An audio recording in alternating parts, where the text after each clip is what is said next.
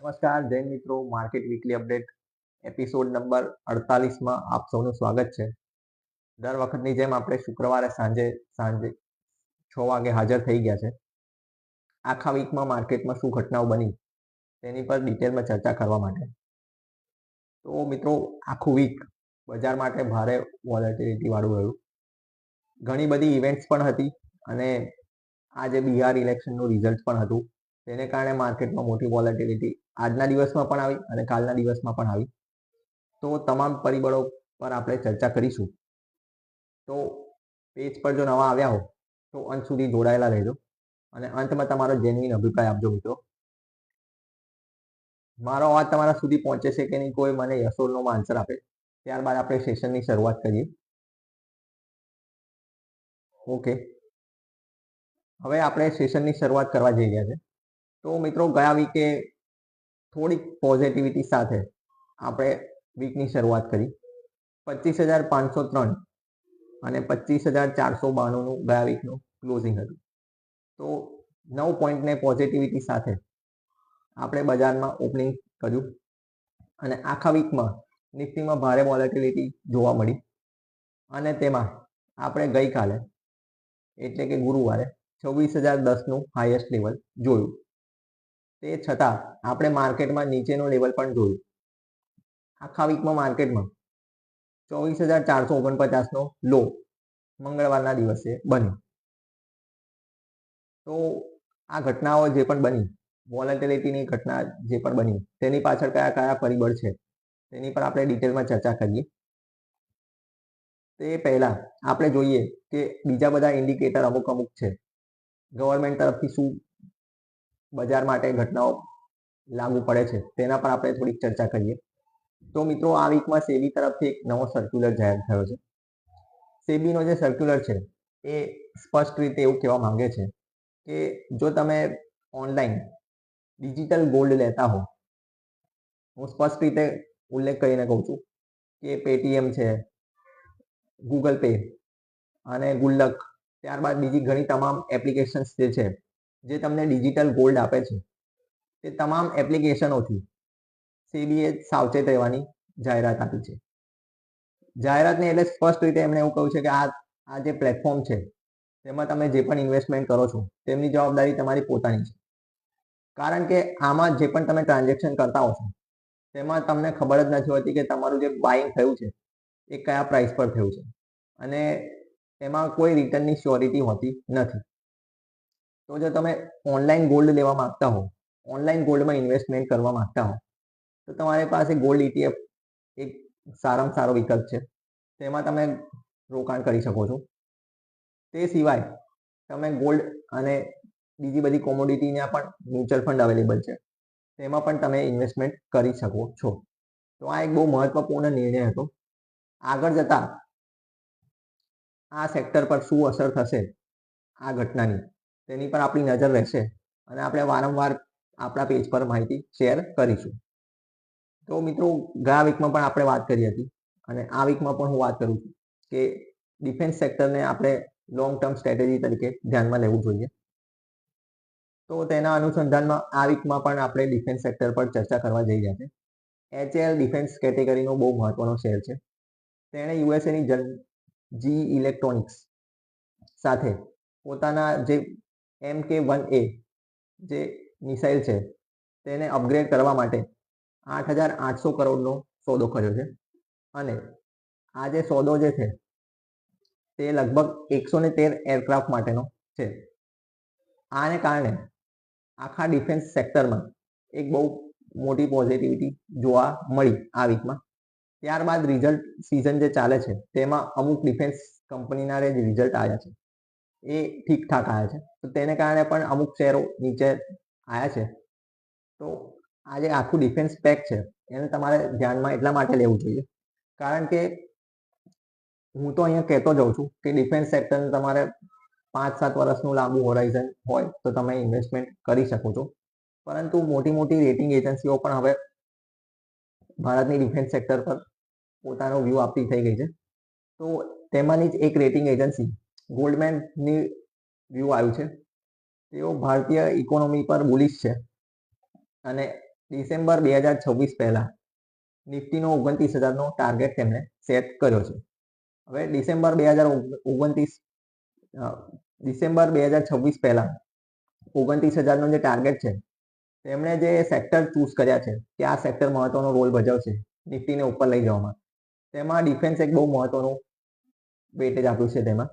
તેના સિવાય ટેલિકોમ પર એમનું વધારે ફોકસ છે અને મેજર ફોકસ એમનું ફાઇનાન્શિયલ પર છે. આ 3 મેજર રહેશે. ત્યારબાદ ઓએમસી એટલે ઓઇલ માર્કેટિંગ કંપનીઓ પર વધારે ફોકસ રહેવાનું છે, કારણ કે આપણે જોઈ રહ્યા છે કે લાંબા સમયથી ક્રૂડનો જે ભાવ છે એ સતત નીચા લેવલ પર રહ્યો છે. જ્યારે પણ એ ઉપરના લેવલ પર જાય છે, જ્યારે પણ ક્રૂડ $65નું લેવલ પાર કરે છે, ત્યારબાદ અચાનક તેમાં સપ્લાય સ્ટાર્ટ થઈ જાય છે અને ફરીથી એ નીચેના લેવલ પર આવી જાય છે. તો આ વીકમાં પણ ક્રૂડમાં એવું જ રહ્યું મિત્રો. આખા વીકમાં ક્રૂડ બે 64.97નો હાઈ બનાવ્યો, જે બુધવારના દિવસે હતો. ત્યારબાદ અચાનક તેમાં $3નો ઘટાડો આવ્યો અને 62.66 અને 62.20ની આજુબાજુ લો બનાવ્યો અને આજના દિવસે 64.03નું એનું ઓપનિંગનું લેવલ હતું. તો ક્રૂડમાં પણ જેટલું નીચેના ભાવે રહેશે એટલી ભારતની ઇકોનોમીને બેનિફિશિયલ થશે, કારણ કે આપણે બહુ મોટા ક્રૂડના ઇમ્પોર્ટર રહ્યા છે અને ક્રૂડને લીધે આપણા ઘણા બધા દેશો જોડે સંબંધ સારા પણ બન્યા છે અને ક્રૂડના લીધે જ આપણા ઘણા બધા દેશો જોડે સંબંધ ખરાબ પણ થયા છે. તેનું તાજેતરનું ઉદાહરણ આપણે જોઈએ તો યુએસએ જોડે આપણે સંબંધ બગડવાનું મેઇન કારણ એ લોકો બતાવી રહ્યા છે કે ક્રૂડ છે, પરંતુ એકચ્યુઅલમાં બીજું કોઈ કારણ હોઈ શકે છે. પરંતુ આપણે મેજર આપણું 80% જે ઓઇલની જે ડિમાન્ડ છે ક્રૂડ, એ આપણે બહારથી જ મંગાવતા હોઈએ છીએ. એટલે જેટલો ભાવ નીચો રહેતો હોય છે, આપણી ઇકોનોમીને એટલું વધારે સપોર્ટ રહેતો હોય છે. તો જે મેં વાત કરી મિત્રો, રેટિંગ એજન્સીઓ ભારતની ઇકોનોમી પર બુલિશ છે, તેના બહુ મહત્વના બીજા બધા પણ કારણો છે. રેટિંગ એજન્સી સિવાય પણ ભારતની ઇકોનોમીને પોઝિટિવ થવા માટેના બધા બહુ કારણો છે. તેનું બીજું એક મહત્વનું કારણ જાણો મિત્રો, કે ભારતનો ડાયરેક્ટ ટેક્સ કલેક્શન જે થયું છે ફાઇનાન્શિયલ યર 2026માં, એ ગયા વર્ષથી 7% વધીને 12,96,000 કરોડનું થયું છે. તો આ જે આંકડો જે આવ્યો છે મિત્રો, એ અત્યાર સુધીનો સૌથી હાઈએસ્ટ આંકડો છે ભારતની હિસ્ટ્રીમાં. અને તેની સાથે સાથે ભારતના સીપીઆઈના જે આંકડા આવ્યા છે, કન્ઝ્યુમર પ્રાઇસ ઇન્ડેક્સ, તે પણ તેના સર્વોચ્ચ નીચલા સ્તરે છે. ઓલમોસ્ટ ઝીરોની નજીક કહી શકાય, 0.25% આવ્યા છે, 0.25%. ગયા મહિને આ જ આંકડો જે હતો, આપણે આપણા પેજ પર માહિતી શેર કરી હતી, 1.44નો હતો. તો તે આંકડો અને આ આંકડામાં ઘણો મેજર ડિફરન્સ છે. તો આને કારણે આરબીઆઈના ગવર્નરને હજુ એક આપણા ઇકોનોમીમાં રેટ કટની ગુંજાઈશ વધી ગઈ છે. તો તેને કારણે ઇકોનોમીમાં બીજો પૈસો ફ્લો થશે. અને જે મેં આગળ વાત કરી હતી તમને આપણા થોડાક સેશન પહેલા, કે બેંક નિફ્ટીમાં જે સર્ક્યુલેશન આવ્યો છે, જે નિયમ ચેન્જ થયો છે, કે બેંક નિફ્ટીમાં જે મોટી બેંકોનું વેટેજ જે છે એ ઘટવાનું છે.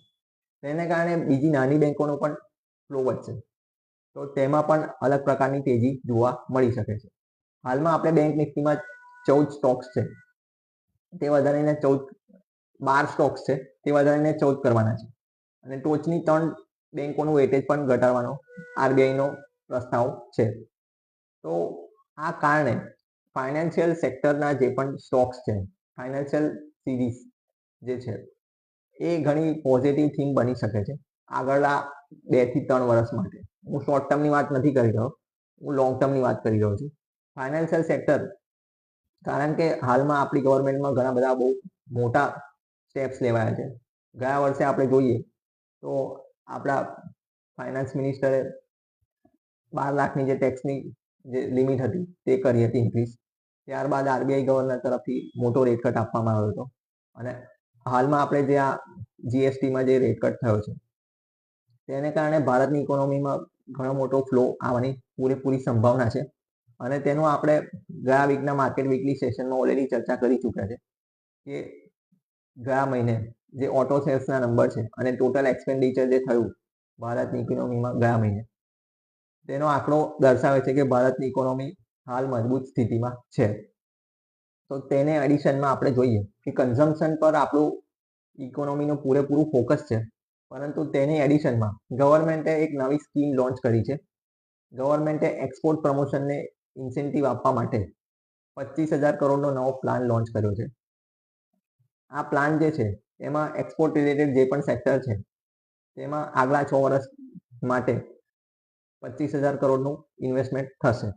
તેમાં મહત્વના સેક્ટરની વાત કરીએ મિત્રો તો ટેક્સટાઇલથી માંડીને લેધર, ફૂટવેર અને બીજા અમુક સેક્ટર જે ફિશરીઝ છે, ત્યારબાદ ડાયમંડ રિલેટેડ જે પણ કેટેગરી આવે જે એક્સપોર્ટ રિલેટેડ કન્સિડર કરી શકાય, તેને મહત્વનો ફાયદો થવાની પૂરેપૂરી સંભાવના છે. તો એક્સપોર્ટ રિલેટેડ જે પણ સેક્ટર છે તેને ધ્યાનમાં લેવા જોઈએ, પરંતુ એક્સપોર્ટ રિલેટેડ બિઝનેસ ત્યારે ડેવલપ થાય મિત્રો જ્યારે આપણું મેન્યુફેક્ચરિંગનું બેકબોન સ્ટ્રોંગ હોય. તો હવે આપણા જે ઇકોનોમી છે તેમાં ગવર્મેન્ટનું પણ હવે ફોકસ ઓલરેડી આપણે કન્ઝમ્પશનનું જે વિન્ડો છે એ ઓપન કરી દીધું છે. હવે કન્ઝમ્પશનનું જે આઉટકમ છે એ આપણે આવતા અમુક ક્વાર્ટરમાં જોઈશું. આવતા 1 થી 2 ક્વાર્ટરમાં આપણી કંપનીઓના શું રિઝલ્ટ આવે છે તેના પર આપણા આખા બજારની દિશા નક્કી થશે. તો હવે આગળની બજારની દિશા કઈ રીતની હોઈ શકે છે તેના પર હું તમને થોડી માહિતી આપું મિત્રો. બજાર માટે હવે શું ટ્રિગર છે? બજારનું મોટો ટ્રિગર જે છે હાલનું બિહાર ઇલેક્શનનું રિઝલ્ટ જે આવ્યું એ બજારનું ટ્રિગર ના કહી શકાય, કારણ કે બજાર માટે બિહાર ઇલેક્શન એટલું મોટું ટ્રિગર ન હતું. સ્ટીલ નિફ્ટીને એના માટે થોડુંક કન્સિડરેશન જો લેવું હોય તો 100 થી 200 પોઈન્ટનું મુવમેન્ટ આપી શકે છે પોઝિટિવ સાઇડ તરફ, જે આજે એક્સપેક્ટેડ હતું પણ આજે આવી ના શક્યું. પરંતુ સ્ટીલ આપણે જોઈએ કે 3 વાગે નિફ્ટીમાં અચાનક શાર્પ મૂવ આવ્યો અને આખા વીકનું જે માઇનસ જે હતું આખા ડેનું 25,740નો લો બનાવ્યા બાદ બજારે 25,910નો હાઈ બનાવ્યો અને તેના પર આપણે માર્કેટને ગ્રીનમાં પોઝિટિવ ક્લોઝ કર્યું. તો બજાર માટે આગલું ટ્રિગર શું છે મેજર? બજાર માટે આગલું ટ્રિગર મેજર એ છે કે ટેરિફ પર આપણે બહુ જલ્દી ડીલ થવા જઈ રહી છે અને મોસ્ટ પ્રોબેબલી એવી શક્યતાઓ છે કે આગામી 3 દિવસમાં, એટલે આજનો દિવસ લઈને આવતા શનિ રવિ સુધીમાં, આ 2 શનિ રવિ 15 અને 16 તારીખની વાત કરું છું, એ 2-3 દિવસમાં કદાચ એવું બની શકે કે ટેરિફનું સમાધાન થઈ જાય અને આ ડીલ બને એટલી વહેલી થવાની પૂરેપૂરી શક્યતાઓ કેમ છે તેના પર પણ હું આવું છું. તેના કારણ મુખ્યત્વે એ છે મિત્રો, કારણ કે આવતા મહિને 5 ડિસેમ્બરે રશિયાના પ્રધાન મિસ્ટર પુતિન ઇન્ડિયા આવી ગયા છે. તો તે પહેલા યુએસએ એવું ઈચ્છે કે પોતાની જાતેના જે પણ ડીલ છે એ સેટલ થઈ જાય. તો માર્કેટમાં મોટું ટ્રિગર આ બનશે કે ઇન્ડિયા અને યુએસએની ટેરિફની જે કોકડું ગૂંચવાયું છે એ સોલ્વ થાય. એ જો પોઝિટિવ રીતે સોલ્વ થશે, જેની પૂરેપૂરી સંભાવના છે, તો બજાર અહીંથી શ્યોર શોર્ટ નવો લાઈફ ટાઈમ હાઈ બનાવશે. બેંક નિફ્ટીએ ઓલરેડી નવો લાઈફ ટાઈમ હાઈ આ વીકમાં બનાવી ચૂક્યો છે. હવે નિફ્ટી માટે નવો લાઈફ ટાઈમ હાઈ બનાવવો કંઈ મુશ્કેલ રસ્તો નથી, કારણ કે બજારમાં જે મોટા જે ટ્રિગર હતા એ ઓલરેડી એક્ઝિક્યુટ થઈ ચૂક્યા છે. બજાર માટે આ જે રિઝલ્ટ સિઝન હતી મિત્રો તેના પર આપણે ચર્ચા કરીએ તો આખા રિઝલ્ટ સિઝનની ઓવરઓલ વાત કરું તો આપણા જે પણ સેક્ટર છે મેજર, તેમાં એક પણ કંપનીનું રિઝલ્ટ એક્સ્ટ્રીમલી ખરાબ નથી આવ્યું. એક્સ્ટ્રીમલી ખરાબ એટલે એ રીતનું નથી આવ્યું કે જ્યારે રિઝલ્ટ આવ્યું હોય ત્યારે શેર, જો બજાર ચાલુ હોય ત્યારે આવ્યું હોય તો બજારમાં 10%નો ફોલ આવી ગયો હોય એ સ્ટોકમાં. અને એક્સ્ટ્રીમ ખરાબ રિઝલ્ટ એને કહેવાય કે જ્યારે તમામ પરિબળો પોઝિટિવ હોય સ્ટીલ એ સેક્ટર અંડર પરફોર્મ કરે કે એ સ્ટોક અંડર પરફોર્મ કરે, એને ખરાબ કહી શકાય. પરંતુ આપણી કંપનીઓના આજે આ વીકના આ ક્વાર્ટરના જે રિઝલ્ટ આવ્યા છે મિત્રો એ ઘણા પોઝિટિવ આવ્યા છે. એટલે એવી કોઈ શક્યતા નથી કે બજાર અહીંથી ઉપર ન જાય. અહીંથી બજાર શ્યોર શોર્ટ ઉપર જ જવાનું છે. નવો લાઈફ ટાઈમ હાઈ જે મેં વાત કરી એ તો માત્ર મિત્રો એક નંબર છે અને 29,000 પણ એક માત્ર નંબર જ છે.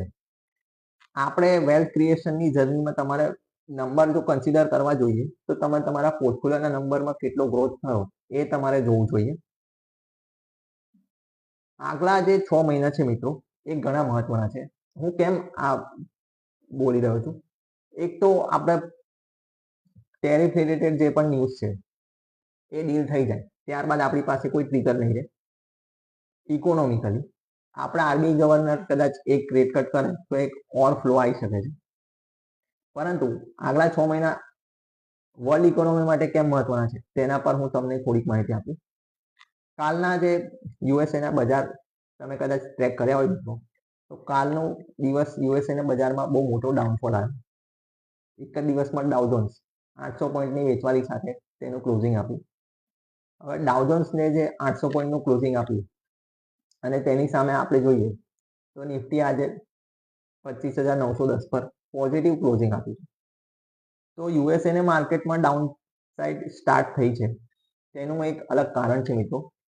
તેનું કારણ પર ચર્ચા કરીએ તો યુએસએમાં જે પણ મોટી ટેક રિલેટેડ કંપનીઓ છે તે તમામનું મોટું ઇન્વેસ્ટમેન્ટ એઆઈ સેક્ટરમાં છે. એઆઈ સેક્ટરમાં ઇન્વેસ્ટમેન્ટ તો એ લોકોએ કરી દીધું છે, પરંતુ હવે તેમનો મોટા ભાગનો ડર એ છે કે તેમાંથી રેવન્યુ કઈ રીતે જનરેટ કરશે. કારણ કે તેમાં જે પણ ઇન્વેસ્ટમેન્ટ હાલમાં એ લોકો કરી રહ્યા છે તે એક જ કંપનીથી બીજી કંપનીઓમાં પાસ થઈ રહ્યું છે અને એક સર્ક્યુલેશનથી બીજી સર્ક્યુલેશનમાં એમનો પૈસો ફર્યા કરે છે.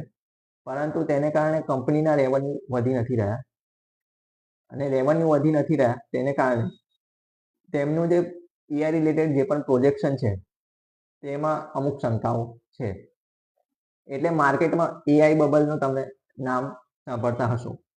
તો એઆઈ પરનો આગળના અમુક પીરિયડ યુએસ ઇકોનોમી પર ઘણું મહત્વનું છે. હવે યુએસ ઇકોનોમીમાં કંઈ પણ અસર થાય તો તેની અસર પૂરી દુનિયામાં થાય. કારણ કે મેં તમને જે વાત કરી હતી મિત્રો કે તમામ ઇકોનોમીઓ એકબીજા જોડે કોરિલેટેડ છે.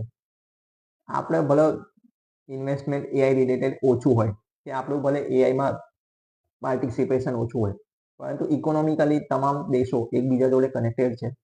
તો યુએસએમાં કંઈક પણ ઘટના બને તેની સીધી અસર ભારતની ઇકોનોમી પર પડી શકે છે. પડવાનું બીજું કારણ પણ છે. યુએસએમાં જે હાલમાં જે થઈ ઘટના, જે શટડાઉન થયું, તેમાં તેમનો જે ગવર્મેન્ટ છે તેમાં એ લોકોને અલગ પ્રકારનો નિયમ હોય છે. તેમાં તેમના ખર્ચાને પાસ કરવા માટે તેમના સંસદમાંથી એક બિલ પાસ કરવું પડતું હોય છે. એ જે પણ ખર્ચા હોય છે તે બિલ પાસ થયા વગર જો એ લોકો કરે તો તે કાયદો તેમને ડિસએલાઉ કરે. તો તેને કારણે યુએસના ઇતિહાસનું સૌથી લાંબુ શટડાઉન ચાલ્યું. હવે આ જે શટડાઉન ચાલે છે મિત્રો, હાલમાં પતી ગયું 2 દિવસ પહેલા. તો આ જે શટડાઉન થયું તે ઉપરાંત આપણને ખબર જ છે કે યુએસએની જે દેવું છે તે તેમના લાઈફ ટાઈમ હાઈ પર ચાલી રહ્યું છે.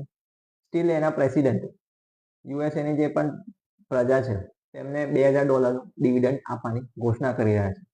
ડિવિડન્ડ ઇન ધ સેન્સ જે આપણા નેતાઓ કરે છે, ફ્રીબીઝમાં વેચવાની વાત કરી રહ્યા છે. તો હાલમાં આપણે જોઈએ યુએસએની ગવર્મેન્ટ ઓલરેડી દેવામાં છે. સ્ટીલ એ લોકો ઓર દેવું લઈ અને આગળ અમુક એક્સ્ટ્રા ઓર્ડિનરી ખર્ચા કરી રહ્યા છે. તો હાલમાં જે પણ સિનારીઓ બની રહ્યો છે મિત્રો એ બજાર માટે પોઝિટિવ ન કહી શકાય. આગલા 6 મહિનામાં યુએસની ગવર્મેન્ટને આની પર કંઈક ને કંઈક ડિસિઝન લેવું પડશે. એટલે જાન્યુઆરીથી લઈ અને 2026ના જૂન સુધી યુએસએની ગવર્મેન્ટ શ્યોર શોર્ટ આ બાબતમાં કંઈક સ્ટેપ લેશે અને તેની બજાર પર પોઝિટિવ કે નેગેટિવ અસર 100% આવશે. 100% આવશે. હું તમને આ વાત 14 નવેમ્બર 2025 કહી રહ્યો છું. જ્યારે પણ આ ડિસિઝન થશે કે જ્યારે પણ યુએસએની ઇકોનોમીમાં તેમની દેવા રિલેટેડ કંઈ પણ ઘટના બનશે તેની વૈશ્વિક અસર રહેશે અને તેના લીધે ઘણા બધા લોકોના પોર્ટફોલિયોમાં અપડાઉન થઈ શકે છે. તો તેનેથી સેફગાર્ડ થવા માટે તમારે શું કરવું જોઈએ? તો સેફગાર્ડ થવા માટે હું એ સિનારીઓ નેગેટિવ આવશે એ સમજીને ચાલુ છું. કારણ કે જો એ પોઝિટિવ આવ્યો તો વસ્તુ અલગ છે, તો તમારા બધા પોર્ટફોલિયો ઉપર જ જવાના છે. પરંતુ ઇન કેસ જો યુએસ ઇકોનોમીમાં કંઈક મોટું કરેક્શન આવે, કંઈક એવું ડિસિઝન લેવાય કે ઇન કેસ કંઈક બીજી ઘટના બને તો વૈશ્વિક લેવલ પર મોટું વેચવાલી આવી શકે છે. સિનારીઓ એવું કહી શકે છે, બનાવે છે કે વૈશ્વિક લેવલ પર મોટી ઘટનાઓ જ્યારે બની છે ત્યારે ગોલ્ડ ઉપર ગયું છે. તો હાલમાં તમારે માત્ર ને માત્ર એસેટ એલોકેશન કરવાની જરૂર છે. હું દર વખતે તમને એસેટ એલોકેશનની માહિતી આપું છું કે તમારે તમારા પોર્ટફોલિયોમાં એસેટ એલોકેશન જરૂરથી કરવું જોઈએ. એનો મતલબ એ નથી કે તમારે તમારો આખો પોર્ટફોલિયો ગોલ્ડ અને બીજી બધી જગ્યાએ ડાયવર્ટ કરી દેવો જોઈએ. ગોલ્ડ અને બીજી બધી ચીજ વસ્તુઓ તમારા એસેટ એલોકેશનનો પાર્ટ હોવો જોઈએ. તમારી પોર્ટફોલિયોમાં તમામ વસ્તુઓ હોવી જોઈએ. આ ન્યૂઝ જ્યારે પણ આયા મિત્રો, જ્યારે શટડાઉન બંધ થયું ત્યારબાદ ગોલ્ડમાં પણ અચાનક રેલી આવી ગઈ. ગોલ્ડમાં રેલી આવવાનું કારણ પણ એ જ હતું કે હવે એ લોકોને આગળ ખર્ચા કરવાની પરમિશન મળી ગઈ. તો તેને કારણે આખા વીકમાં ગોલ્ડનો જે લો હતો મિત્રો 1,21,768 હતો સોમવારના દિવસે 10 તારીખે, અને આજના દિવસે 1,24,748 હાઈ બનાવ્યો. તો ગોલ્ડને પણ તમારે તમારા પોર્ટફોલિયોમાં શ્યોર ધ્યાનમાં લેવું જ જોઈએ. તમે હાલમાં જો ના લીધું હોય તો હાલમાં પણ તમારી પાસે સમય છે. તમે એને તમારા પોર્ટફોલિયોનો કમસે કમ 20% હિસ્સો તો આપવો જ જોઈએ. દરેક તમારે બાસ્કેટ બનાવવું પડશે તમારા પોર્ટફોલિયોનું. ઇક્વિટીથી માંડીને, ગવર્મેન્ટ ડેટથી માંડીને, એફડીથી માંડીને પ્રોપર્ટી, તમામ વસ્તુમાં તમારું ઇન્વેસ્ટમેન્ટ હોવું જ જોઈએ. હું એફડીનો વિરોધી નથી. તમારે એફડી પણ કરવી જોઈએ. થોડુંક પ્રોટેક્શન માટે તમારી પાસે બધી સ્પેસ હોવી જોઈએ. પરંતુ આ એસેટ એલોકેશન કરતા પહેલા તમારે ખૂબ મહત્વનું ફેક્ટર ધ્યાનમાં લેવું જોઈએ. પહેલા તો જો તમે તમારા ફેમિલીના એકમાત્ર અર્નિંગ મેમ્બર હો અને તમારી પર જો કોઈ દેવું હોય, સપોઝ દેવું ના હોય, ડાયરેક્ટ દેવું ના હોય, પરંતુ તમારે કોઈ હોમ લોન ચાલી રહી છે કદાચ, કે તમારી કોઈ વ્હીકલ લોન ચાલી રહી છે, કે તમારું ગોલ્ડ કોઈ જગ્યાએ કોઈ બેંકમાં ગીરવે છે, તો તમારે શ્યોર તમારો ટર્મ પ્લાન હોવો જોઈએ. એસેટ એલોકેશન કરતા પહેલા તમારે સેફટી પહેલા હોવી જોઈએ. ટર્મ પ્લાન હોવા બાદ તમારે તમારા ફેમિલીનો પૂરા જેટલા પણ મેમ્બર છે, ઇન્ક્લુડિંગ પેરેન્ટ્સ અને ઇન્ક્લુડિંગ તમારા બચ્ચાઓ, તમામનો તમારી પાસે હેલ્થ ઇન્સ્યોરન્સ હોવો જોઈએ. આઈ નો ગવર્મેન્ટની સર્વિસ અવેલેબલ છે, ઘણા બધા લોકો પાસે એનું આયુષ્માન કાર્ડ હશે. સ્ટીલ હું રેકમેન્ડ કરીશ કે જે લોકો એફોર્ડ કરી શકે છે તે લોકો પાસે હેલ્થ ઇન્સ્યોરન્સ પૂરેપૂરા પરિવારનો હોવો જોઈએ.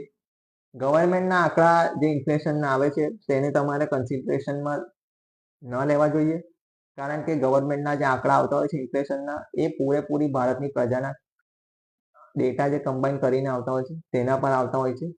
પર્ટિક્યુલર હું આ શબ્દ કેમ વાપરું છું, કારણ કે 2 સેક્ટર એટલા મહત્વના છે તમારા જીવનના, જે તમને દર વખતે તમારે તેના માટે પ્લાનિંગ કરવું જ રહ્યું, અથવા તમારા માટે અથવા તમારા પરિવાર માટે. 2 સેક્ટરની વાત કરું હું તમારા પરિવાર માટે, તો એક તો છે તમારા બાળકોનું ફ્યુચર પ્લાનિંગ. આજે બાલ દિવસ છે મિત્રો, તો બાળકોનું એજ્યુકેશનનું તમે મિત્રો જોતા હશો તો ઘણા લાંબા સમયથી ભારતમાં એજ્યુકેશન રિલેટેડ જે પણ ઇન્ફ્લેશન છે એ ડબલ ડિજિટમાં છે.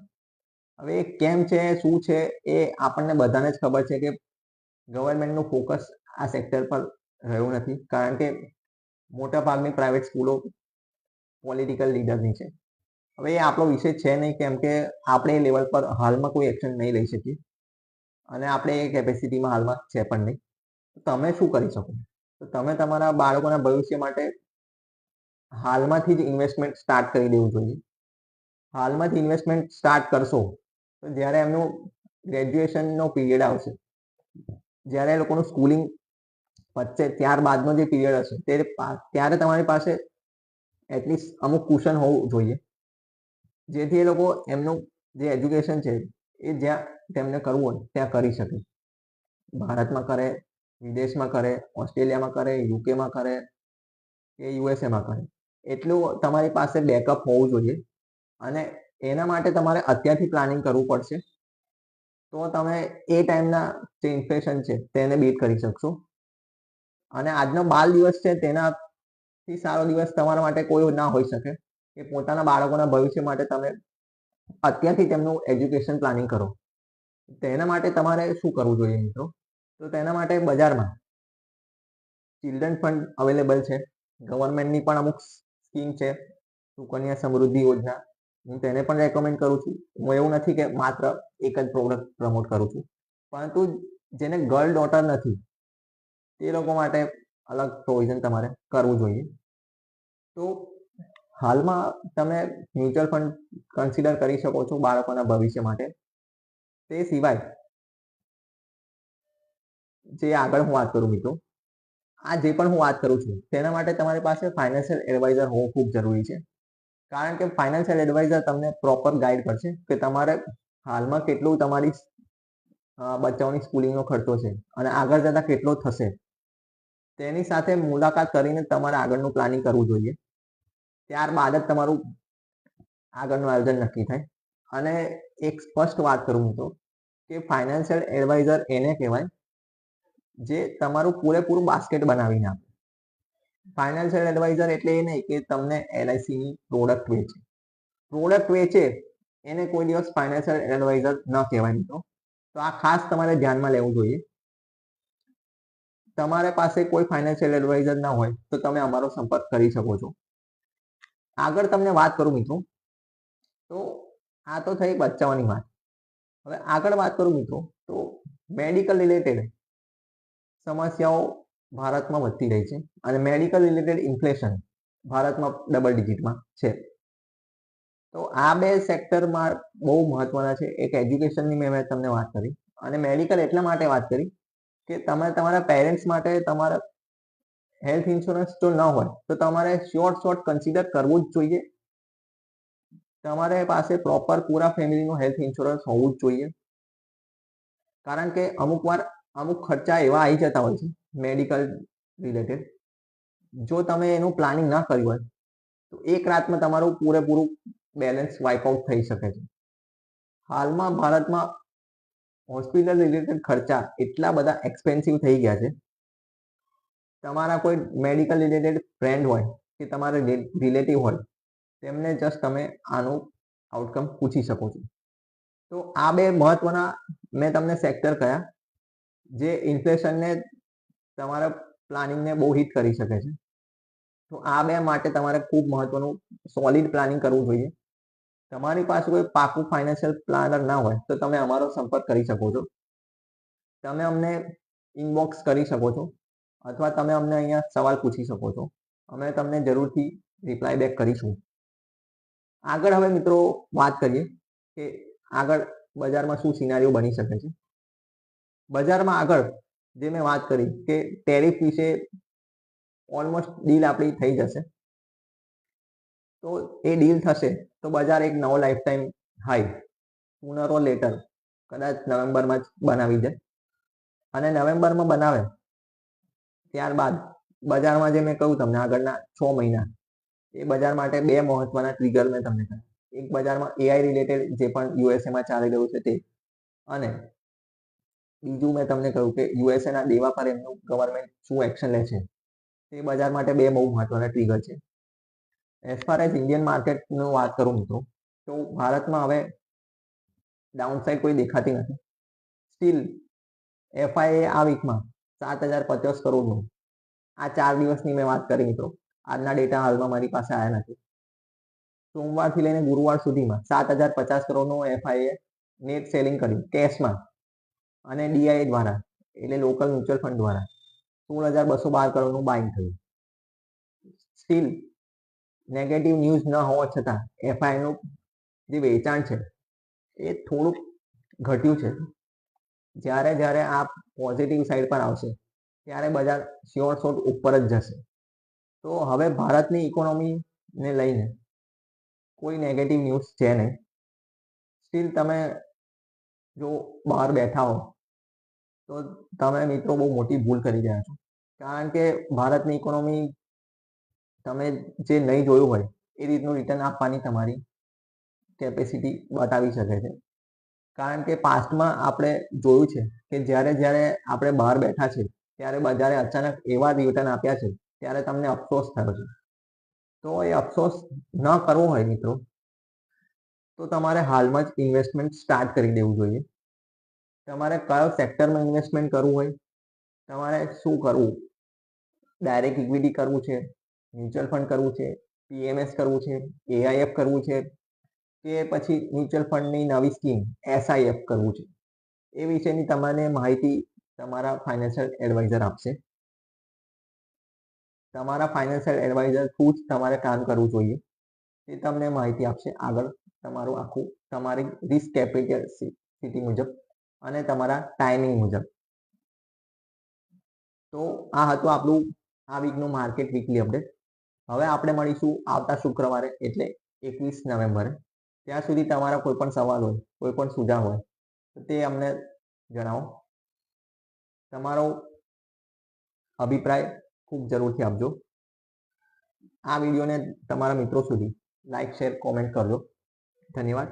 જય હિન્દ. વંદે માતરમ.